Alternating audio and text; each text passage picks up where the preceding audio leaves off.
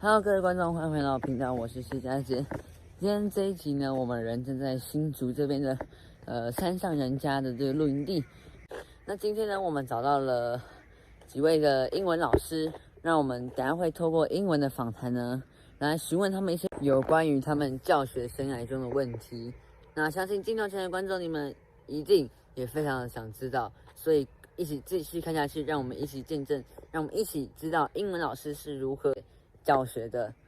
在影片开始之前呢，如果你喜欢的话，欢迎订阅并开启小铃铛。如果喜欢这部影片，欢迎按赞、留言并分享，记得分享给你的亲朋好友，让他们一起来看这部影片吧。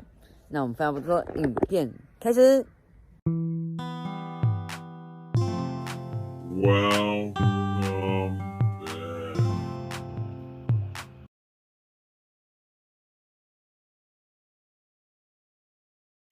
Okay, this is our two teachers, and this is Tr.Brittany. Hello, everyone.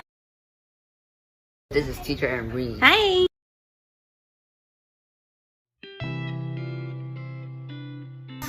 So I chose to be a teacher because I really like working with people every day, and I think it's a lot of fun to be engaged with students on a daily basis. So that's why I became a teacher. Yeah. How about Tr.Ambreen? I agree with what Brittany said. It's pretty much the same, and I also like to share my personal stories, and it's just fun to walk around and have conversation with people, and then I just learn so much from my students every day, so that's why I enjoy being a teacher. Okay. And it's fun to play games all day. Yes. Yeah, you don't have to be so serious. Yes. Because sometimes in the office it's too serious. That's right. That's why I prefer to be a teacher. Many people didn't fit the desk work. Yeah. So I've been a teacher for 13 years now, and that's long. Yeah, it's long. And I started when I was 22. It's fun, but then of course there's a tiring part of it, and I think is like communicating with parents or communicating with people who have no ideas about education, and then they're trying to tell you that they probably know better or you should do it this way. Yeah. And I guess that's the most tiring part. And I guess also to manage a big class size, because here in Taiwan it's always like 30-40 people in the classroom, so I think that's one of the most tiring part of teaching. It's like managing a lot of students. Yeah. A lot of people from America, when we tell them, oh, we have 20 to 40 students in a class, they say, what? Yeah. How many? 40? That's crazy. Sometimes there are the question parents. You know what that means?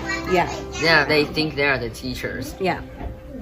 So it's a lot to handle. Like sometimes I feel like we're wearing different hats. We have different roles, and we have to just make sure everybody's happy with us.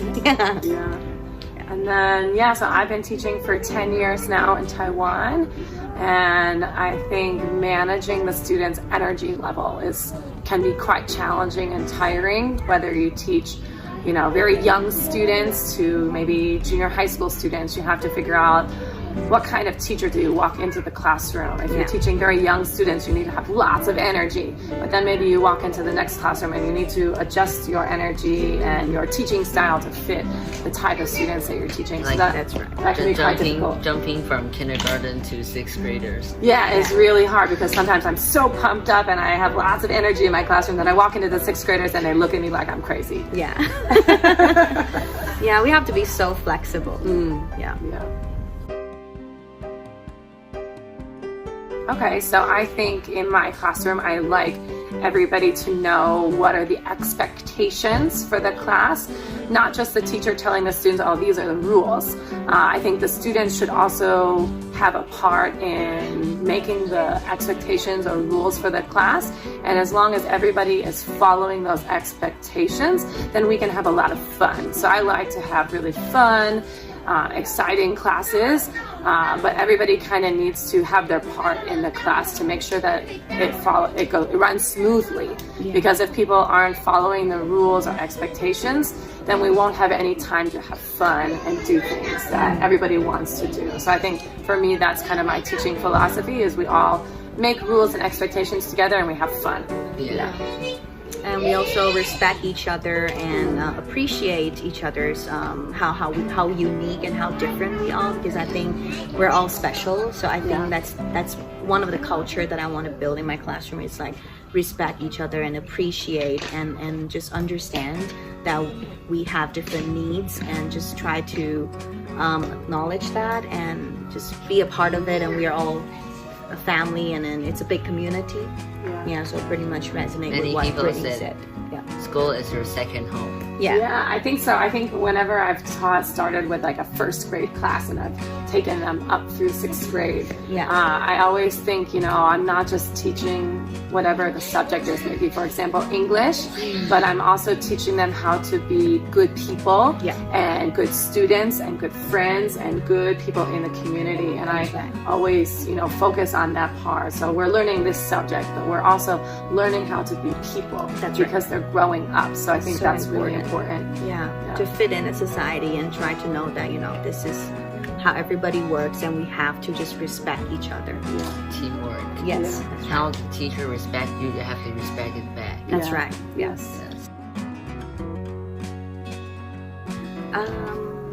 I usually talk about like personal stories, tell jokes. Like here we're camping today, so I would definitely share that with my students tomorrow. Like, hey, I went camping for once and it's fun.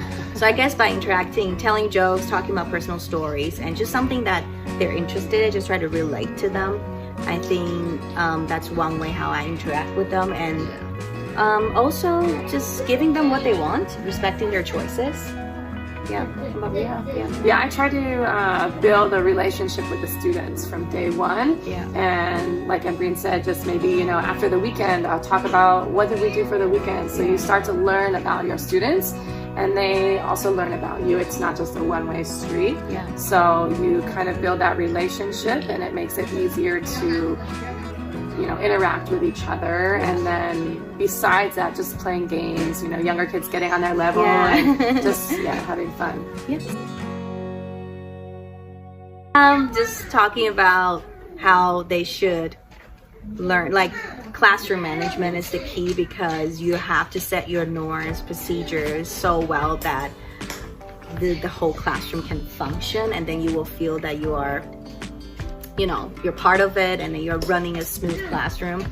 And also, like, one thing I would suggest teachers is that when you're in a very difficult situation, or it's a chaos in the classroom, you have to look out the window and just breathe and tell yourself that there's a life out there. You don't have to stress about what happened. Don't let the students control you. Exactly. I think classroom management, and then just going back to interacting with the students, building that relationship. Usually when I have new teachers that I'm training, along with classroom management, just you need to build a relationship. So build a relationship with your students, build a relationship with your teaching partners and your teaching team, and then ask lots and lots of questions. That's always the biggest piece of advice.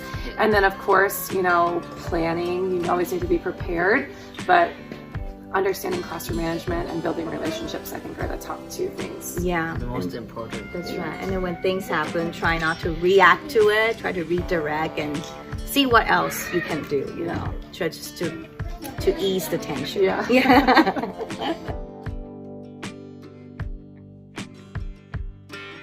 Well, I've learned Chinese as a second language, and I think learning any language is difficult. But there are two things that you can do to kind of be successful. One is that you really do try your hardest to study it, whether it's in class or out of class. Really do try to sit down, make time for yourself to use a book to study, or get a tutor, or pay attention in class and just try your hardest, but also to try to live in that language. So obviously it doesn't need to be 24 hours, but try to put yourself in an environment. So an English environment, maybe watch TV that's in English, or listen to music, or don't be afraid to speak to someone, even your friends in your class, in English. So I think that's really important to study and to kind of have an environment. So I guess keep it real. Keep it real and keep it authentic, and then just know that it's a language. If you don't use it, then it's a waste. So I would suggest that everybody try to, just like what Brittany said, watch movies, videos, and music, even news channel help to like keep up with the current events, and those kind of things would definitely help you a lot. And I think also be open-minded, and then just don't be afraid of making mistakes, because just making a mistake is just one step closer to perfection. So just be brave and be bold. Many people said like the best way to learn English is like when you're watching the movie, don't open the CC. Oh the yeah, subtitles. just subtitles. Yeah.